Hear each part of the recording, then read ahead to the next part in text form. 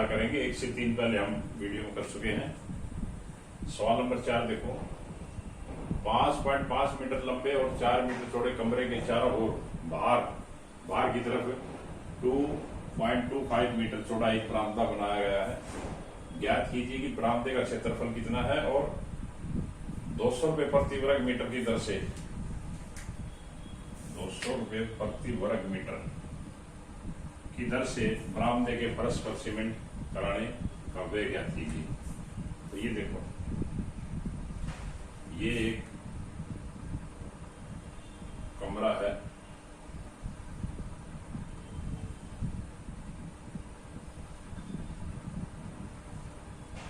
पांच 5.5 मीटर लंबा और 4 मीटर चौड़ा है। इसके चारों ओर एक बरामदा बनाया गया है और इस बरामदे की जो चौड़ाई है वो कितनी है? 2.25 मीटर। इधर से भी 2.25 मीटर, इधर से भी 5 मीटर, 2.25 मीटर। तो इस एक तो बरामदे का क्षेत्रफल बताना है, दूसरा इस बरामदे पर 200 रुपये प्रति वर्ग मीटर की दर से फर्श सीमेंट कराई है, तो उसका खर्च बताना है, कितना व्यय हुआ। अब देखो, तो इसमें देखो 2 आयत बन गई, एक छोटा एक बड़ा। तो बरामदे का जो क्षेत्रफल होगा कैसे निकालेंगे? बड़े आयत के क्षेत्रफल में से हम छोटे का क्षेत्रफल निकाल देंगे, तो इस बरामदे का क्षेत्रफल आ जाएगा और उसको 200 से गुणा कर देंगे, इसका खर्च आ जाएगा। तो पहले हम कमरे का क्षेत्रफल निकालते हैं। कमरे की लंबाई कितनी है? कमरे की लंबाई 5.5 मीटर। कमरे की चौड़ाई कितनी है? 4 मीटर। कमरे का क्षेत्रफल कितना होगा? 5.5 गुणा में 4, यानी कमरा आयत के आकार का है, तो आयत के आकार का क्षेत्रफल क्या होगा? लंबाई गुणा चौड़ाई। 4 से गुणा करो 20, 5 को 20 और 2 22 वर्ग मीटर, 22.0 वर्ग मीटर, यानी 22 वर्ग मीटर। ये इसका कमरे का क्षेत्रफल आ गया। अब हमने निकालना इसका है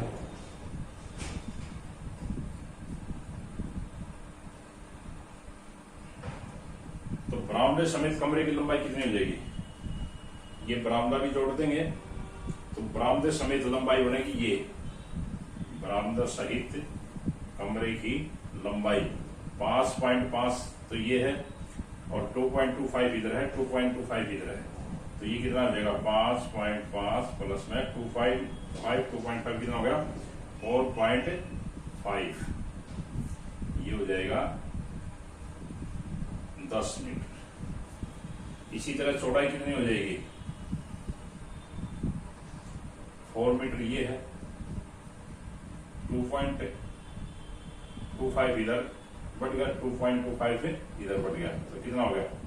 4.5 जुड़ गया, कितना हो गया? 8.5 मीटर। यहां लिख देंगे बरामदे समेत, बरामदा समेत या सहित लिख दो, बरामदा सहित, बरामदा सहित कमरे की लंबाई कितनी होगी? 5.5 प्लस 4.5 बराबर है 10 मीटर। तो 2.25 इधर जुड़ गया, 2.25 इधर जुड़ गया। बरामदा सहित कमरे की चौड़ाई कितनी हो जाएगी? 4 प्लस में 4.5 बराबर है 8.5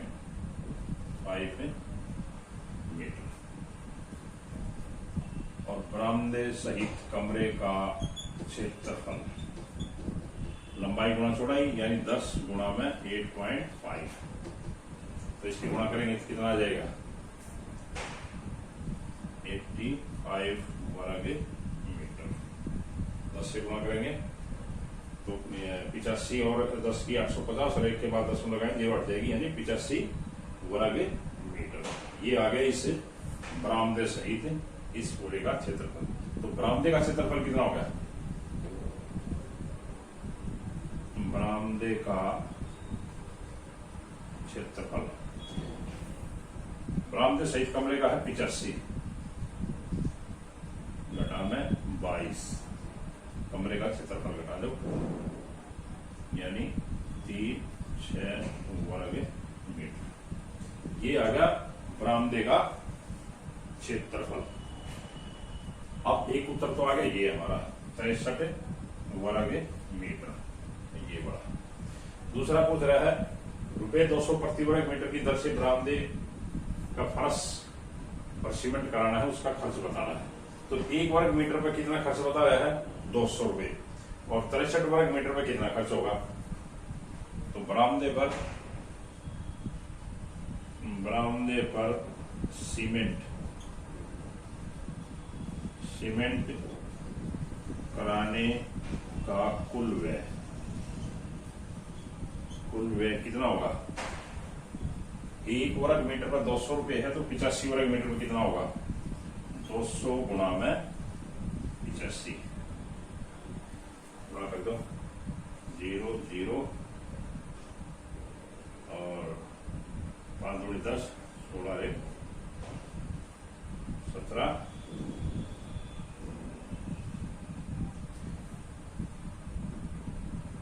17 ये आ गया नहीं सॉरी 85 नहीं, बरामदे का क्षेत्रफल आया 63, ये तो पूर्ण उसका बरामदे का क्षेत्रफल आया 63, तो 63 से गुणा करो 0 0 3 गुणी 6 और 6 गुणी 12 यानी 12,600 रुपए। ये तो क्षेत्रफल था, ये तो बरामदे समेत था। बरामदे का क्षेत्रफल है ये, इससे गुणा करना है क्योंकि बरामदे पर फर्श करना है सीमेंट का, तो सीमेंट करने का खर्च आ गया। तो दूसरा उत्तर आ गया हमारा 12,600 रुपए।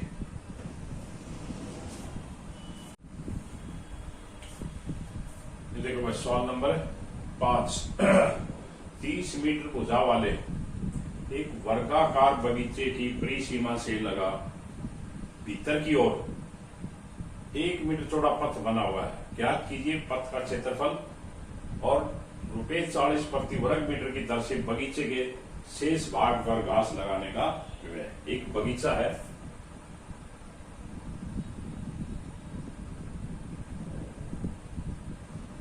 वर्ग के आकार का है, 30 मीटर चौड़ा है, वर्गाकार है। वर्गाकार है इसका मतलब इसकी सभी भुजाएं 30-30 मीटर की है, वर्ग के आकार का है।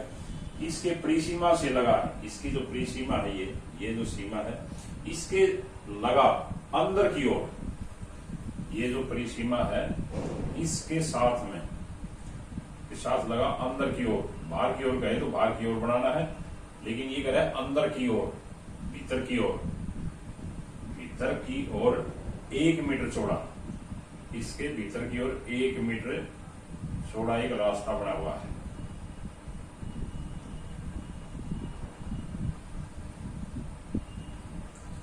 ये 1 मीटर है,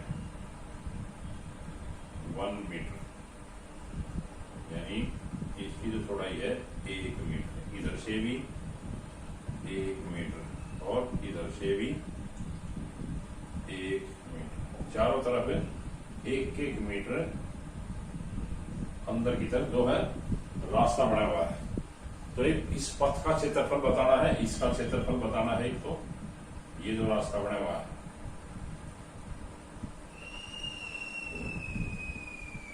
और दूसरा बताना है बगीचे का जो शेष भाग बच गया, ये जो भाग बच गया अंदर का, इसके ऊपर घास लगाने का खर्च दे रखा है 40 रुपए प्रति वर्ग मीटर। तो इसका कितना खर्च होगा? तो हम क्या करेंगे, हमने इसका क्षेत्रफल चाहिए और इस रास्ते का निकालने के लिए देखो दो वर्ग बन गए, एक तो ये वर्ग छोटा और एक बड़ा वर्ग है बगीचा। लिखेंगे बगीचे की भुजा 30 मीटर है और इसका क्षेत्रफल। दूसरा होगा शेष भाग, यानी शेष भाग कौन सा? ये रास्ता हटाने के बाद, ये जो पथ घटाने के बाद जो बचेगा वो बचेगा शेष भाग। शेष भाग की भुजा कितनी बनेगी वो निकाल के ना और इसमें से अंतर कर देंगे, ये इसका क्षेत्रफल आ जाएगा। तो देखो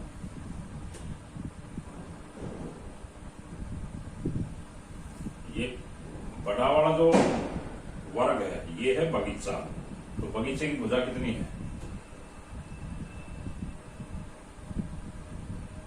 बगीचे की भुजा 30 मीटर। तो बगीचे का क्षेत्रफल कितना हो गया? बगीचे का क्षेत्रफल, बगीचा वर्गाकार है और वर्गाकार आकृति का क्षेत्रफल क्या होगा? भुजा गुणा भुजा, यानी 30 गुणा 30,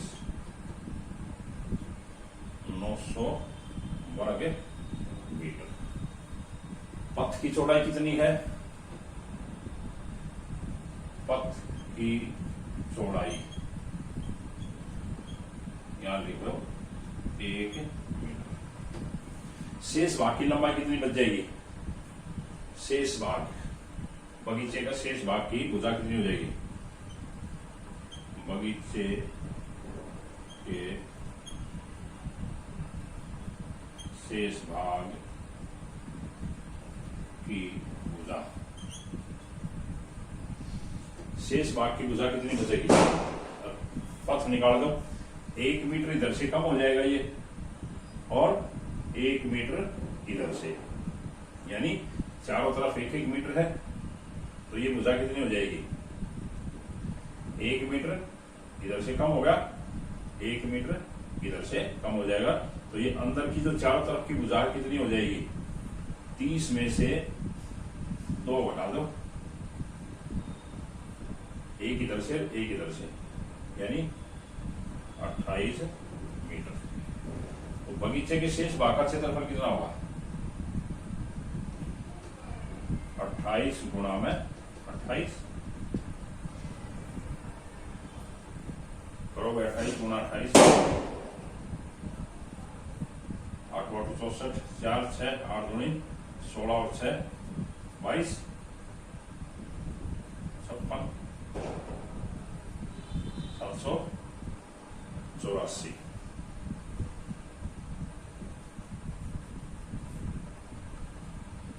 8 बटा 64, 6 8 दूनी 16 और 6 22, 28 दूनी 56, 784 वर्ग मीटर। ये आ गया बगीचे के शेष भाग का क्षेत्रफल। तो इसको हम 40 से गुणा करेंगे तो ये इसका घास लगाने का खर्च आ जाएगा। तो शेष भाग पर घास लगाने का खर्च कितना होगा? यह पहले इसका पथ का क्षेत्रफल निकाल दो। पथ का क्षेत्रफल क्या होगा? पूरे बगीचे का क्षेत्रफल कितना था? 900। उसमें से हम पथ का घटा दिया, कितना? 784। 900 में से 784 करा दो, 10 में से 4 गए 6, 9 में से 1, यानी 116 वर्ग मीटर इस रास्ते का क्षेत्रफल आ गया। और शेष भाग का क्षेत्रफल कितना था? ये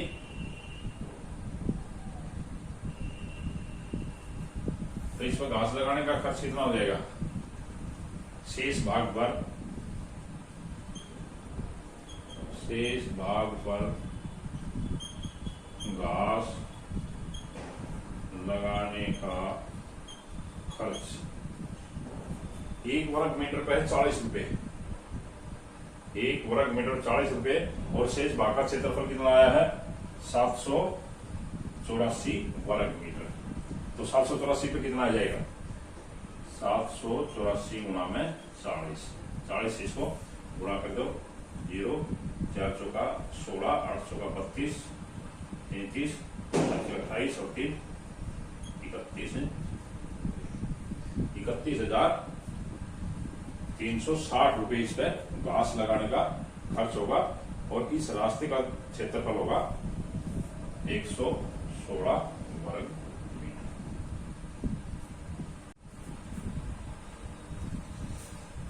अब सवाल नंबर 6 देखो,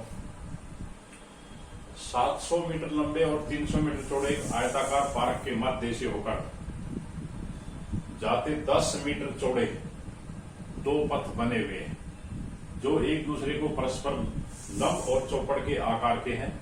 इनमें से प्रत्येक पथ का क्षेत्रफल ज्ञात कीजिए तथा पार्क की भुजाओं को छोड़कर पार्क के शेष भाग का क्षेत्रफल भी ज्ञात कीजिए। ये देखो एक पार्क है,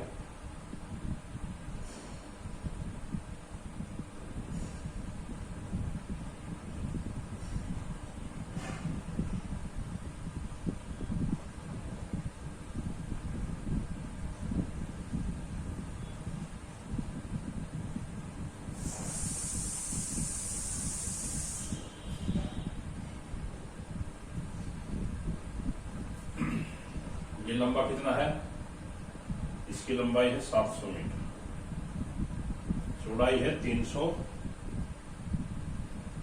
मीटर।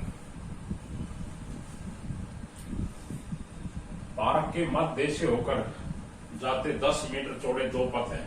पार्क के मध्य से होते बिल्कुल बीच से जाते हुए 10 मीटर चौड़े चौड़े हैं। ये पार्क है, जैसे ये 10 मीटर है, इसके बीच से जाता हुआ एक रास्ता ये है,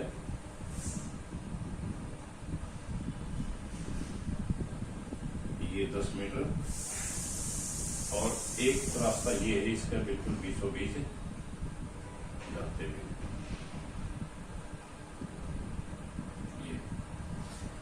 ये 2 रास्ते बने हुए हैं। और इन रास्तों की चौड़ाई कितनी है 10 मीटर।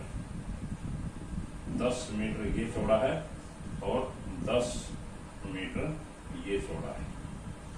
दोनों जो रास्ते हैं उनकी चौड़ाई 10 मीटर परस्पर एक दूसरे को लंब और चौपड़ के आकार में काटते हैं, ये ऐसे। तो इनमें से प्रत्येक पथ का क्षेत्रफल ज्ञात कीजिए, इन दोनों का क्षेत्रफल ज्ञात कीजिए तथा पार्क की भुजाओं को छोड़कर पार्क के शेष भाग का, इसका शेष भाग का जो क्षेत्रफल है वो भी बताना है। इन रास्तों का क्षेत्रफल भी बताना है और इनका भी। तो पहले हम क्या करेंगे, हम इस पार्क का क्षेत्रफल निकालेंगे और वो कह रहा है कि उत्तर को हेक्टेयर में दीजिए। क्या करेंगे, पार्क का क्षेत्रफल निकाल लेंगे, इस पूरे पार्क का। पहले ये पार्क की लंबाई चौड़ाई है हमारे पास, उसका क्षेत्रफल निकाल लेंगे। पार्क की लंबाई और चौड़ाई गुणा करके वो आ जाएगा पूरे पार्क का क्षेत्रफल। फिर ये जो रास्ते हैं इनका क्षेत्रफल, रास्ते भी देखो आयत के आकार के बने हुए हैं, इनकी चौड़ाई 10 मीटर है और इस रास्ते की लंबाई कितनी हो जाएगी, इस रास्ते की जितनी पार्क की लंबाई है, इस रास्ते की लंबाई, ये लंबाई हो जाएगी 700 मीटर, यहां से लेके और यहां तक। और ये जो रास्ता है इसकी चौड़ाई भी 10 मीटर है, इसकी लंबाई कितनी हो जाएगी, इसकी लंबाई हो जाएगी जितनी पार्क की चौड़ाई है।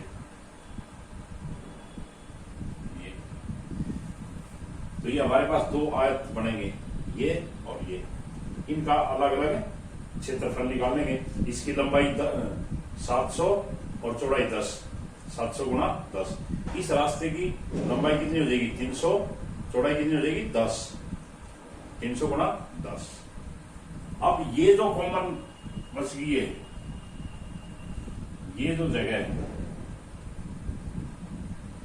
कॉमन रास्ता, ये जो रास्ता इस रास्ते में भी आ रहा है और इधर वाले रास्ते में भी आ रहा है, तो इसका क्षेत्रफल इसमें भी जुड़ा हुआ है और इसमें भी, तो इसका एक बार जो क्षेत्रफल निकलेगा वो हम घटा देंगे। वो क्षेत्रफल कितना होगा, ये जो कॉमन रास्ता है इस रास्ते के बीच में भी आ रहा है और इस रास्ते के भी बीच में आ रहा है कॉमन रास्ता, ये जो कॉमन जगह है इसका क्षेत्रफल कितना होगा, इसकी लंबाई भी 10 हो जाएगी और चौड़ाई भी 10 हो जाएगी, और इसका क्षेत्रफल एक बार घटा देंगे, एक बार में तो जुड़ा रह जाएगा और 2 बार जुड़ा हुआ है, एक बार घटा देंगे तो इन दोनों रास्तों का क्षेत्रफल आ जाएगा। वो देखो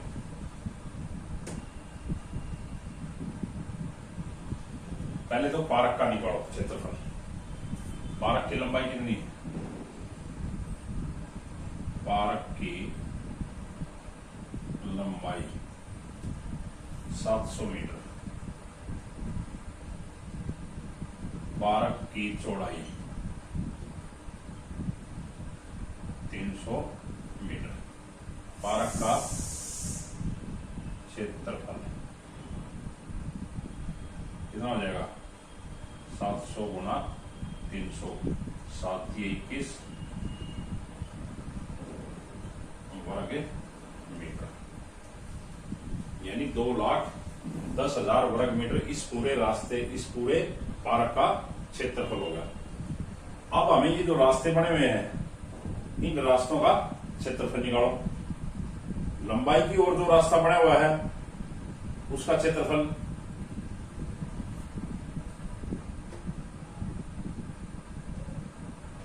लंबाई की या रास्तों का क्षेत्रफल लिख लो।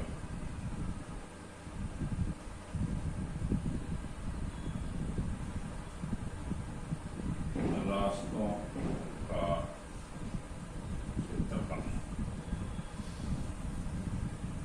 ये अलग अलग निकालो, अलग अलग समझने में आसानी रहेगी। पहले लंबाई की तरफ जो रास्ता बना हुआ है, लंबाई की तरफ का जो रास्ता है उसका क्षेत्रफल निकालो।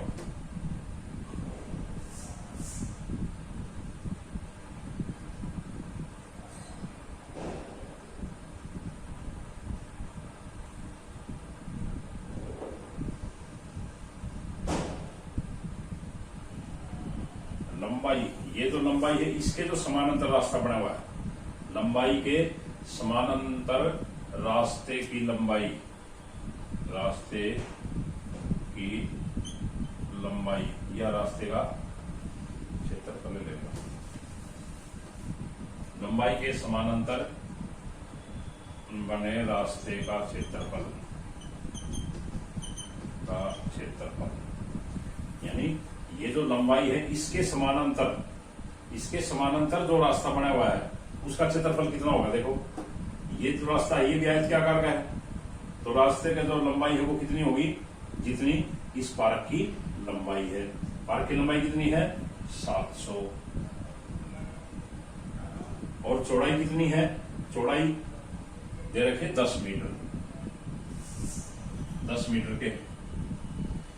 तो लंबाई के जो समानांतर जो रास्ता बना हुआ है, लंबाई के समानांतर बने रास्ते का क्षेत्रफल कितना हो जाएगा, इसकी लंबाई, इस रास्ते की लंबाई और गुणा में इसकी चौड़ाई, यानी 7,000 वर्ग मीटर। ये तो हो गया इस लंबाई के समानांतर बने रास्ता। अब चौड़ाई के समानांतर देखो, चौड़ाई के समानांतर बना रास्ता ये है, चौड़ाई के समानांतर, चौड़ाई के समानांतर बने रास्ते का क्षेत्रफल। चौड़ाई के समानांतर बना रास्ता है ये, तो इस रास्ते की लंबाई कितनी हो जाएगी, जितनी इस पार्क की चौड़ाई है 300, यानी लंबाई 300, और इस रास्ते की चौड़ाई कितनी हो जाएगी 10, तो इसकी कितनी होगी 3000 वर्ग मीटर। इस रास्ते का क्षेत्रफल हो गया 3000 वर्ग मीटर और इसका हो गया 7000 वर्ग मीटर। अब ये जो कॉमन रास्ता है, कॉमन रास्ता जो इसमें भी आया हुआ है और इसमें भी आया हुआ है, इसका क्षेत्रफल कितना होगा?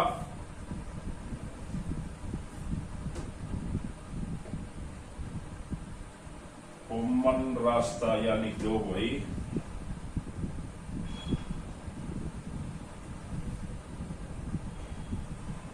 इसको हम लिख देंगे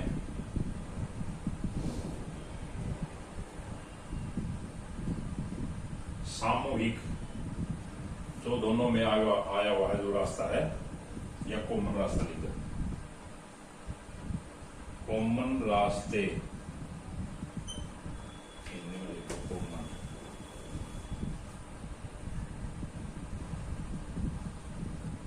कॉमन रास्ते का क्षेत्रफल।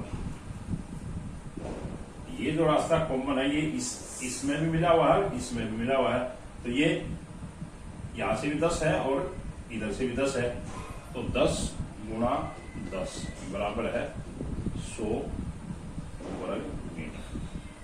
अब दोनों रास्तों का क्षेत्रफल कितना हो जाएगा? इन दोनों को जोड़ के ये 100 वर्ग मीटर घटा दो, ये दो बार जुड़ा हुआ है। ये जो क्षेत्रफल है ये इस रास्ते में भी है और ये इस रास्ते में भी है, तो हम एक बार घटा देंगे तो ये दोनों रास्तों का क्षेत्रफल आ जाएगा। दोनों रास्तों का क्षेत्रफल, दोनों रास्तों का क्षेत्रफल कितना होगा? 7001 है, 3001 है और माइनस में ये 100 कर दो, क्योंकि ये जो 100 है ये कॉमन है, ये इसमें भी आया हुआ है और इसमें भी आया हुआ है, तो एक बार घटा देंगे तो ये दोनों रास्तों का क्षेत्रफल आ जाएगा। 7000 10,000 में से 100 गए, 9,900 वर्ग मीटर। ये आ गया दोनों रास्तों का क्षेत्रफल। अब ये कह रहा है पारक की भुजाओं को छोड़कर पारक के शेष भाग का क्षेत्रफल और ज्ञात करना है। पारक के इस शेष भाग, ये भाग, ये भाग, ये भाग और ये भाग, तो पारक के शेष भाग का क्षेत्रफल, पारक के शेष भाग का क्षेत्रफल, ये देखो ये पूरे पार्क का क्षेत्रफल कितना था? 2,10,000 माइनस इन रास्तों का क्षेत्रफल। इन रास्तों का क्षेत्रफल कितना आया है?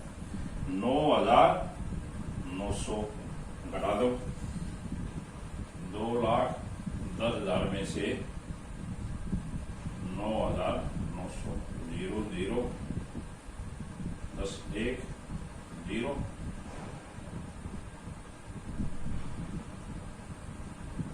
और 0 0 10 में से 1 0 0, यानी 2,100,000 ये आ गया वर्ग मीटर। लेकिन ये कह रहा है कि भाई उत्तर को हेक्टेयर में लिख दीजिए। अब इनके हेक्टेयर बना लो। एक हेक्टेयर में कितने वर्ग मीटर होते हैं? एक हेक्टेयर HA यानी हेक्टेयर लिख देंगे बराबर है 10,000 वर्ग मीटर के बराबर है। तो छोटी इकाई है मीटर, वर्ग मीटर, बड़ी इकाई हेक्टेयर। तो छोटी इकाई को बड़ी में करेंगे, जिसको भाग कर देंगे, तो इसको 10,000 से भाग करेंगे। 9,900 को 10,000 से अगर भाग करेंगे तो कितना आ जाएगा? 1 2 3 4 के बाद 0, 1 2 3 4, यानी ये आ जाएगा 0.99 हेक्टेयर। इसका कितना हेक्टेयर बनेगा? इसको भी 10,000 से भाग कर दो, 1 2 3 4, 1 2 3 4, यानी 20.01 हेक्टेयर। ये इसके चला आगे, ये तो आ गया रास्तों का क्षेत्रफल और ये आ गया पार्क के शेष भाग का क्षेत्रफल। तो इसमें ये ध्यान रखना है, ये जो कॉमन रास्ता है ये इसका घटा देना है इनके रास्तों में से। ये दो आयत बन रही हैं, इनका निकालो और आपस में जोड़ दो, ये जो कॉमन रास्ते घटा दो, इन रास्तों का क्षेत्रफल आ जाएगा।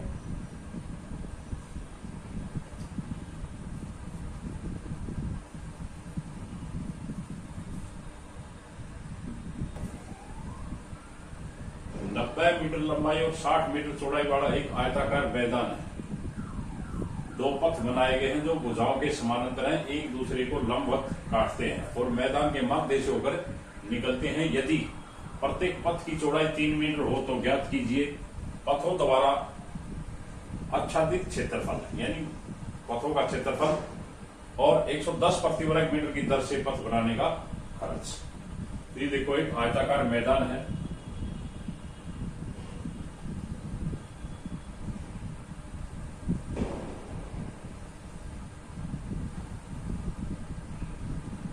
इसकी लंबाई कितनी है 90 मीटर, चौड़ाई है 60 मीटर। दो भुजाओं के इस मैदान में दो पथ बनाए गए हैं जो भुजाओं के समानांतर हैं और एक दूसरे को लंबवत काटते हैं और मैदान के मध्य से होकर निकलते हैं।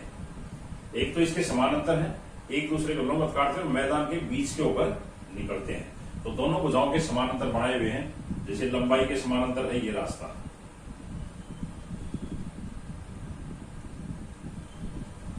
ये तो हो गया लंबाई के समानांतर रास्ता, 3 मीटर चौड़ा है ये।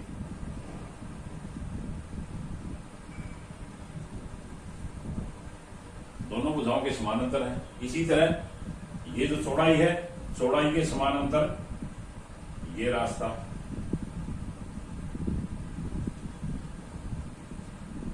इसकी भी चौड़ाई 3 मीटर है।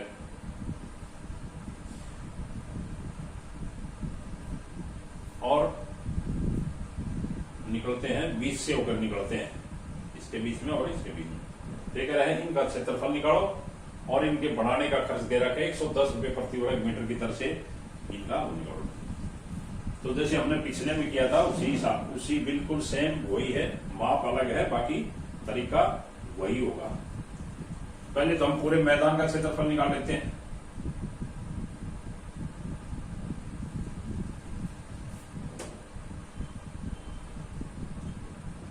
मैदान की लंबाई, मैदान की लंबाई कितनी है 90 मीटर। मैदान की चौड़ाई कितनी 60 मीटर। मैदान का क्षेत्रफल लंबाई गुणा चौड़ाई 9 छिका 54 यानी 5400 वर्ग मीटर। ये तो आ गया पूरे मैदान का क्षेत्रफल।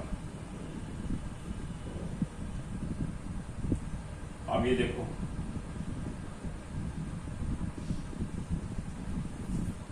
लंबाई के समानांतर, वैसे तो हमने इसका मैदान का तो निकालने की जरूरत नहीं, पथों द्वारा आच्छादित क्षेत्रफल निकालना है, इनके द्वारा क्षेत्रफल और उसके पथ बढ़ाने का खर्च। तो मैदान की तो लंबाई चौड़ाई निकालने की, क्षेत्रफल निकालने की जरूरत ही नहीं, मैदान का तो कुछ भी नहीं रखा। तो इसमें ये देखो हम सीधा क्या करेंगे, रास्तों का निकाल लेते हैं। लंबाई के समानांतर रास्ते का क्षेत्रफल, लंबाई के समानांतर रास्ते का क्षेत्रफल,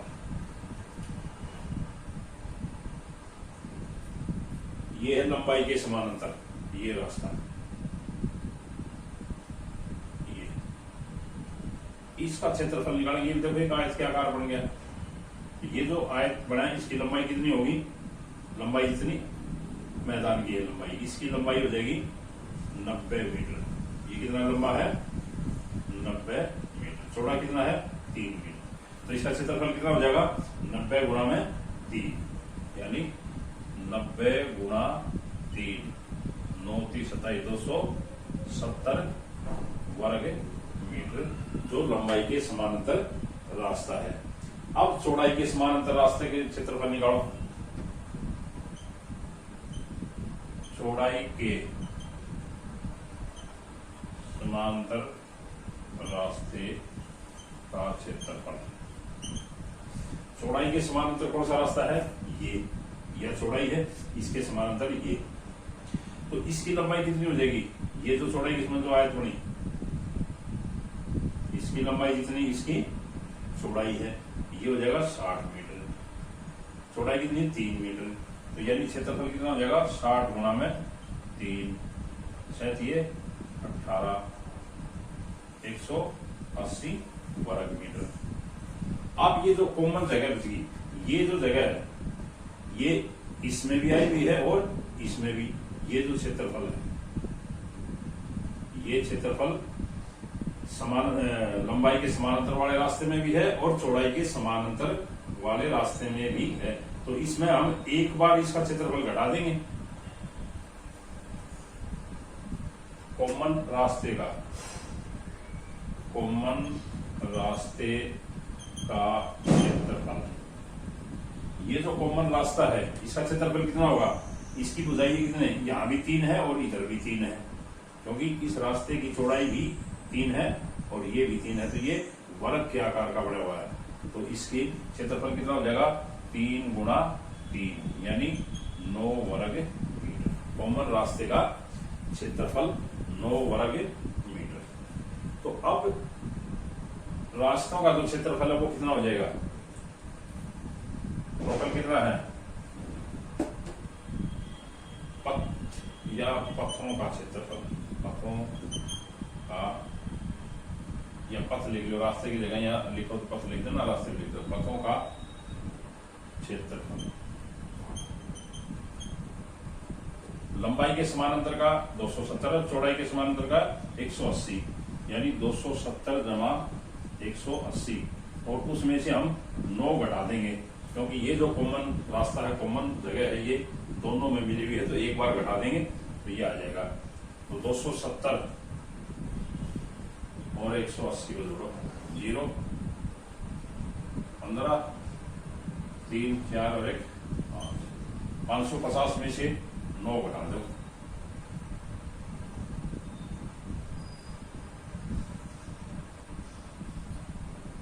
घटाएंगे 441 वर्ग मीटर। ये तो आ गया पथों द्वारा आच्छादित क्षेत्रफल। एक उत्तर तो आ गया ये। दूसरा कह रहा है अब 110 रुपए प्रति मीटर की दर से इनका बढ़ाने का खर्च। तो बढ़ाने का खर्च कितना है? 110 रुपए प्रति मीटर, और इनका क्षेत्रफल कितना आया है? 441 वर्ग मीटर। तो पथों को बनाने में कुल व्यय कितना होगा? 441 वर्ग मीटर को, एक वर्ग मीटर का खर्च कितना है? 110, 110 से मल्टीप्लाई कर दो, कितना आ जाएगा? 0 11 11 11 44 1 45 4 11 44 और 4 48, यानी 8,510 रुपए इनको बढ़ाने का खर्च आएगा।